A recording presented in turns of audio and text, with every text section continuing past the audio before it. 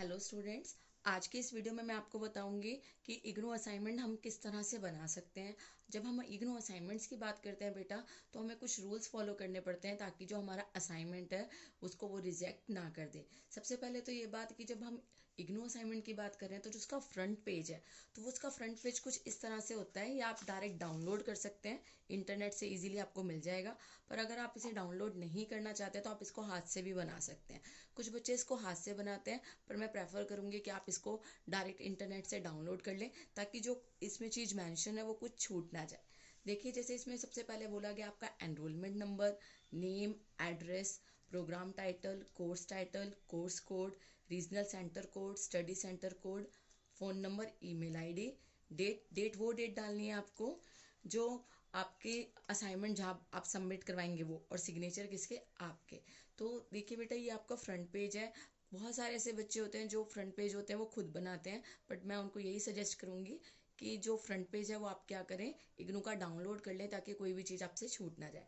अब बात कर लेते हैं कि जब हम इग्नू असाइनमेंट बना रहे हैं तो कौन कौन सी बेसिक चीज़ें हमें ध्यान में रखनी है। तो मैं आपको दो चीज़ें बताऊंगी, बेसिक थिंग्स और मेन थिंग्स। तो बेसिक की बात करें तो बेसिक थिंग में हमारा सबसे पहले आ जाता है शीट, कि हमारी जो शीट होती है वो कैसी होनी चाहिए। देखिए बेटा, जब हम इग्नू के असाइनमेंट बना रहे हैं तो हम A4 साइज शीट,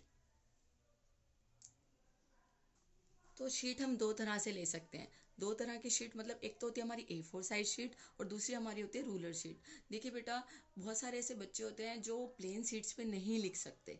तो जब हम प्लेन शीट पे लिखने के नहीं हमारी इतनी हैबिट होती है, तो हम सोचते हैं कि हम किसको रूलर शीट पे लिख लें। बट लेकिन कोशिश आपको यही करनी चाहिए कि आप जो शीट लें वो A4 शीट ही ले, ठीक है। आप चाहें तो रूलर शीट भी ले सकते हैं, जो दोनों तरफ से लाइन वाली होती है, या फिर एक तरफ से लाइन वाली होती है और एक तरफ से प्रैक्टिकल शीट जिसे हम कहते हैं।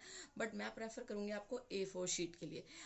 क्यों कह रही हूँ मैं ऐसा, क्योंकि देखिए बेटा, जो आपके इग्नू असाइनमेंट का फ्रंट पेज है, जो आपके क्वेश्चंस होंगे जो प्रिंटेड होंगे, प्रिंटेड फॉर्म में होंगे, वो सारे आपके किस पे निकलते हैं, A4 साइड शीट पे निकलते हैं। इसलिए मैं आपको कह रही हूँ कि जो आप शीट यूज करें वो कौन सी यूज करें, A4 साइड शीट ही यूज करें। फ्रंट पेज का मैं आपको बता चुकी हूँ कि जो फ्रंट पेज होगा वो आपका कौन सा होना चाहिए, वो आपका डाउनलोडेड पेज होना चाहिए। बहुत सारे बच्चे लिख लेते हैं, बट डाउनलोडेड पेज जो होता है ना, वो ज़्यादा प्रेफर किया जाता है। क्यों? क्योंकि डाउनलोड पेज में सारे डिटेल्स होती है। अगर आप एक सिंगल पेज पे इतनी डिटेल्स डालने की हैंड रिटन में कोशिश करेंगे, तो या तो फिर वो बहुत छोटी छोटी बनेगी आपकी हैंड राइटिंग, या फिर वो इतना अच्छा अट्रैक्टिव नहीं दिखेगा। इसलिए हमें क्या करना चाहिए, कोशिश करनी चाहिए कि हम डाउनलोडेड पेज ही यूज़ करें। फिर बात आ जाती है पेन की, कि हम पेन कौन सा यूज़ करें। देखिए बेटा, कभी भी रेड पेन तो बिल्कुल अवॉइड करें आप, कि आप रेड पेन यूज़ ना करें। अगर आपको पेन यूज़ करने हैं तो मोस्टली और ब्लू पेन यूज़ करें, या फिर आप ब्लैक पेन यूज़ करें, ठीक है। जब भी आप पेन यूज़ करें तो या तो ब्लू पेन यूज़ करें और ब्लैक पेन। देखिए, क्वेश्चन लिखने के लिए हम ब्लैक पेन यूज़ कर सकते हैं और आंसर लिखने के लिए हम ब्लू पेन यूज़ कर सकते हैं। इसके अलावा अगर हमें कोई चीज़ हाईलाइट करनी है तो हम ब्लू पेन से हाईलाइट कर सकते हैं, अगर हमने रेड ब्लैक पेन से लिखा है। और अगर ब्लैक पेन से लिखा है तो हम ब्लू पेन से हाईलाइट कर सकते हैं। इसके अलावा हम पेंसिल का भी यूज़ कर सकते हैं।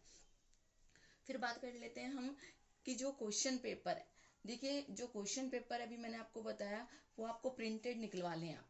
क्वेश्चन पेपर जैसे PDF फॉर्म में तो आते ही हमारे पास, उसको हम डाउनलोड करके क्या करें, प्रिंटेड फॉर्म में निकाल लें। डाउनलोड करके उसको आप प्रिंट फॉर्म में निकालेंगे तो क्या होगा, मैं अभी आपको बताया था, सिमेट्री बनी रहेगी, यानी कि A4 साइड शीट हमारी चलती रहेगी। पर अगर आप क्या कर रहे हैं कि अगर आप रूलर शीट पर ट्राई कर रहे हैं, तो ऐसा ना बिल्कुल ना करें कि पहले आप प्रिंटेड शीट लगा रहे हैं क्वेश्चन पेपर के लिए, फिर रूलर शीट यूज करें आंसर लिखने के। नहीं, इससे क्या होगा कि ना जो एग्जामिनर होगा उसके ऊपर आपका इंप्रेशन थोड़ा गलत पड़ेगा, कि नहीं ये क्या कर रहा है, कभी कोई शीट यूज कर रहा है कभी कोई। तो आप क्या रखें, सिमेट्री रखें, कि अगर आप A4 शीट यूज करें तो वही यूज करें, और अगर आप मान के चले रूलर शीट यूज करें तो आप वही शीट यूज करें। रूल शीट में क्या होगा कि आप जो आंसर होंगे ना वो दोनों साइड आप लिख सकते हैं, तो आपकी मर्जी है। बट अगर प्रेफरेंस पूछी जाए तो A4 शीट की ज़्यादातर लोग प्रेफरेंस करते हैं। उसके बाद बात आ जाती है डायग्राम की। देखिए, जो आप कुछ आंसर लिखते हैं उसमें डायग्राम्स भी होते हैं, किसी किसी में पिक्चर्स होती है, डायग्राम होते हैं, फ्लो चार्ट होते हैं। तो मैं आपको प्रेफर करूंगी जितने भी डायग्राम है वो आप पेन से ना बना के पेंसिल से बनाएं। जितने भी डायग्राम है आपके वो आप पेंसिल से ही बनाएं। इससे क्या होता है, एक इम्प्रेशन अच्छा पड़ता है। दूसरी बात, नीट एंड क्लीन बनता है, क्योंकि डायग्राम हम बना रहे हैं पेन से, कुछ गलत हो जाए तो हमें उसे काटना पड़ता है या फिर हमें शीट चेंज करनी पड़ती है। तो प्रेफर ये करेंगे कि आप क्या करें, जितने भी डायग्राम है पेंसिल से बनाएं। फिर बात आ जाती है हैंड राइटिंग की। देखिए हम जानते हैं कि जो इग्नू के असाइनमेंट है मोस्टली स्टूडेंट तो खुद बनाते हैं, बट कुछ स्टूडेंट होते हैं जिनके पास टाइम नहीं होता, जॉब कर रहे होते हैं, हाउस वाइफ है, वो खुद नहीं बना पाते, तो अपने सिबलिंग्स के कह दिया, किसी से बनवा लिए। तो जो हैंड राइटिंग होगी ना बेटा, वो आप 6 के 6 असाइनमेंट, आपके 6 हैं 5 है 7 है, जितने भी असाइनमेंट है उन सब में सेम आप हैंड राइटिंग रखें। कोशिश करें कि हैंड राइटिंग बिल्कुल सेम हो। अगर बदल बदल के हैंड राइटिंग होगी तो एग्जामिनर को पता चल जाएगा कि आपने जो आप असाइनमेंट बनाया है वो क्या है, सेम हैंड राइटिंग में नहीं है। दूसरी बात, अगर आप असाइनमेंट बना रहे हैं, अगर आप हिंदी मीडियम स्टूडेंट है तो आप हिंदी मीडियम में बनाएंगे, इंग्लिश मीडियम स्टूडेंट है तो आप इंग्लिश मीडियम में बनाएंगे। आप ऐसा नहीं कर सकते कि आप हिंदी मीडियम स्टूडेंट है आपने इंग्लिश में बना लिए कि भाई मुझे यहाँ का मटेरियल मिल रहा था मैंने बना लिया, या आप इंग्लिश के मीडियम स्टूडेंट आपने हिंदी में बना लिया, नहीं। तो जो आपका असाइनमेंट होगा, जो भी आप असाइनमेंट बना रहे हैं वो उसी लैंग्वेज में बनाएंगे जिसमें आप पेपर देंगे। ऐसा नहीं है कि आप अलग लैंग्वेज में बनाएं। फिर बात आ जाती है प्रिंटेड मटेरियल की। आप कोई भी असाइनमेंट में अपना प्रिंटेड मटेरियल नहीं लगाएंगे सिवाय क्वेश्चन पेपर के। प्रिंटेड मटेरियल से मतलब ये है कि ऐसा नहीं है कि आपने आंसर्स की आपको पीडीएफ मिल गई और आपने क्या किया, उसकी फोटो स्टेट करवाई और लगा दिया, नहीं, आपको 0 मार्क्स मिल जाएंगे। क्योंकि हैंड रिटन असाइनमेंट का मतलब होता है हैंड रिटन ही, यानी कि आपने खुद से लिखे हुए। अगर आप खुद से नहीं लिख रहे हैं असाइनमेंट तो वो आपके रिजेक्ट कर देंगे। इसलिए बहुत सारे स्टूडेंट बोलते हैं हमने असाइनमेंट सबमिट कराया फिर भी हमारे नहीं हुए। क्यों नहीं हुए होंगे, क्योंकि आपने उसको हैंड रिटन नहीं लिखा होगा। अब बात कर लेते हैं मेन बात थिंग्स की, कि हमें जब हम असाइनमेंट बना रहे हैं तो मेन मेन कौन कौन सी थिंग्स हमें ध्यान में रखनी है जिसकी वजह से हमारे असाइनमेंट में मार्क्स कट करते हैं। ये मैंने आपको बताया, इसमें तो क्या होता है कि आपने जैसे ये किया तो इम्प्रेशन आपका गलत पड़ता है। एक एमकॉम का बच्चा से पता होना चाहिए बेसिक चीज़ें। अब बात कर लेते हैं मेन थिंग्स की जिसकी वजह से क्या होता है आपका असाइनमेंट रिजेक्ट हो जाता है, या आपके असाइनमेंट सेम आपका मटेरियल होने के बावजूद भी दूसरे बच्चे से कम आते हैं।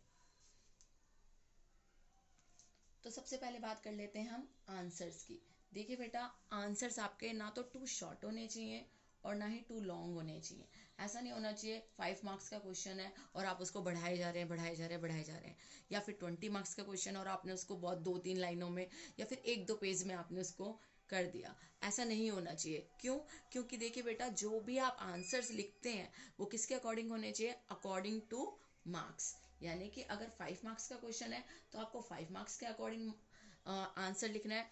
20 मार्क्स का क्वेश्चन है तो 20 मार्क्स के अकॉर्डिंग लिखना है। आप आंसर जब भी लिखेंगे तो अकॉर्डिंग टू मार्क्स लिखेंगे। ये नहीं कि मेरे पास इसका मटेरियल ज़्यादा है तो मैं इसके बारे में ज़्यादा लिख दूँ, कम है तो कम लिख दूँ, नहीं।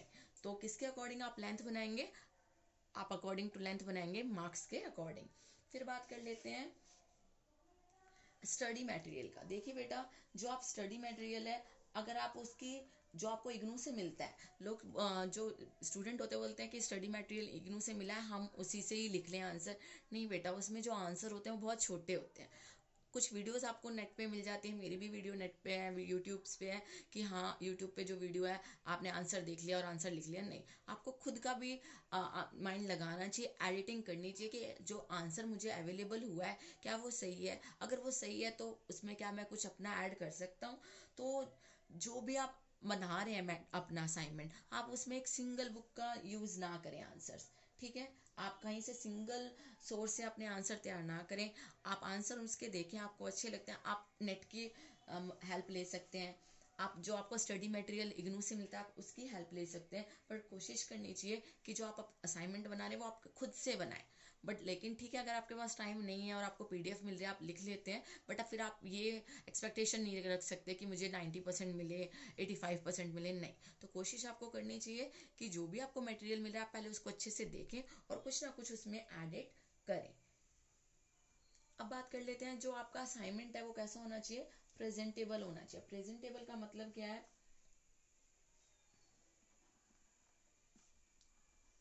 प्रेजेंटेबल का मतलब है उसमें टू मच कटिंग्स नहीं होनी चाहिए कि आप बार बार उसको कट किए जा रहे हैं, ठीक है, या फिर आपने एक ही पेन से सब कुछ लिख दिया, या फिर लेंथ नहीं देख रहे हैं, या बहुत छोटे आंसर लिख दिए, बहुत बड़े लिख दिए। नहीं, आपका जो असाइनमेंट होना चाहिए वो किस तरीके से होना चाहिए, प्रेजेंटेबल, मतलब सामने वाले एग्जामिनर को देख के लगे कि हाँ बच्चे को कुछ आता है। ऐसा नहीं है कि कहीं से लिखा है और बस आपने साफ कॉपी करके दे दिया, नहीं, ऐसा नहीं होना चाहिए। आपके कोई ग्राफ है तो आप उसे पेंसिल से बनाएं, नीट एंड क्लीन वर्क करें। हाँ, सबसे बड़ी बात, जब भी आप आंसर लिखें, मान के चलिए आपने आंसर 1 लिखा है, तो जब आप आंसर 2 लिख रहे हैं ना, तो उस आंसर 2 में कम से कम 5 to 6 लाइन का आपको गैप रखना चाहिए। अब ऐसा क्यों होता है, ताकि जो एग्जामिनर है उसे पता चले कि आपने नेक्स्ट आंसर स्टार्ट किया है। कोशिश तो यही करें कि पहले क्वेश्चन लिखे फिर आंसर लिखे, क्वेश्चन लिखे आंसर लिखे।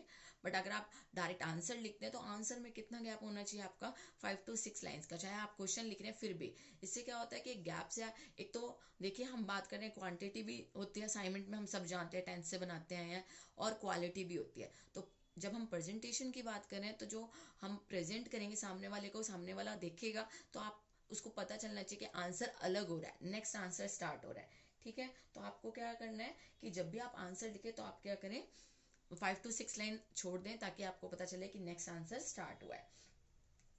उसके बाद अगर मैं आपको बहुत इंपॉर्टेंट थिंग बताऊं, वो ये है कि बेटा, जब भी आप असाइनमेंट बनाएं, जब भी आप अपना असाइनमेंट बनाएं, उस असाइनमेंट की पीडीएफ जरूर जरूर अपने पास रखें। देखिए, जब आपने ऑनलाइन करवाई होगी तो वो है ही कि हाँ, ऑनलाइन में आप फ्यूचर रेफरेंस के लिए रखते हैं कि क्या पता असाइनमेंट ना पहुंचे और ये सब, ये तो फिलहाल अब की बात है। बट लेकिन अगर आप हैंड रिटन स्टडी सेंटर में जमा भी करवा रहे हैं, जो आपका स्टडी सेंटर है, उसके बावजूद भी आपको एक पीडीएफ अपने पास रखनी चाहिए फ्यूचर रेफरेंस के लिए, कि कल को वो बोले नहीं पहुंचे तो आप बोले नहीं सर, मैं सबमिट करवा के गया हूँ, ये मेरी असाइनमेंट है। कभी कभी, मैं ये नहीं कहती सबके साथ ऐसा होता है, बट कभी कभी इनकेस अगर ऐसा कुछ हो तो आप फ्यूचर रेफरेंस के लिए रखें।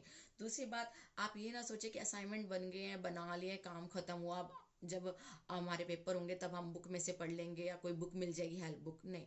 अगर आपने असाइनमेंट अपने बनाए हैं तो पेपर में जाने से पहले एक बार उसको गो थ्रू जरूर करें। देखिए, जब मैं एमकॉम के पेपर दे रही थी तो मैं उन असाइनमेंट को रीड आउट करके गई थी, और कम से कम, मैं ऐसे नहीं कहूँगी बहुत सारे मार्क्स का, 5 मार्क्स का कभी क्वेश्चन आ जाता है उन असाइनमेंट में से, कभी 20 मार्क्स का एक सिंगल क्वेश्चन आ जाता है। तो इससे क्या होता है, हमें कम से कम इतना तो पता होगा कि 5 to 20, कम से कम 5 मार्क्स तो हमें उस असाइनमेंट को पढ़ने पे मिल जाएंगे। तो हमारे 5 मार्क्स तो सिक्योर हो गए, और मैक्सिमम कितने मार्क्स हमारे सिक्योर हो जाएंगे, 20 मार्क्स सिक्योर हो जाएंगे, कि हाँ, मैं अपना असाइनमेंट पढ़ के गया हूँ, और हो सकता है कि वो आंसर मुझे एग्जाम में भी पूछ ले। तो इससे क्या होगा, एक तो ये होगा कि जो आपने असाइनमेंट बनाया है, क्योंकि खुद ने बनाया तो इतना टफ नहीं लगेगा उसको लर्न करना, है ना। और दूसरी बात क्या होगी कि आपके जो आंसर है वो आपको याद करना बहुत ईजी हो जाएगा उसको। और आपका ये भी है कि जो पेपर में आप करें तो आप इतना तो श्योर हो ही जाएंगे कि 5 to 20 मार्क्स हम इस असाइनमेंट में से ले सकते हैं।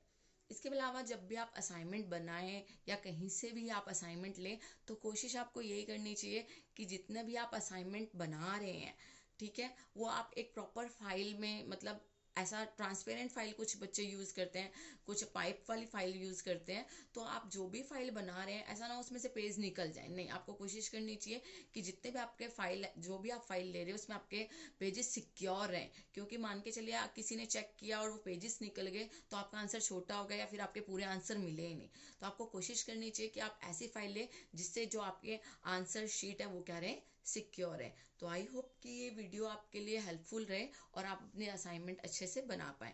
Thank you students.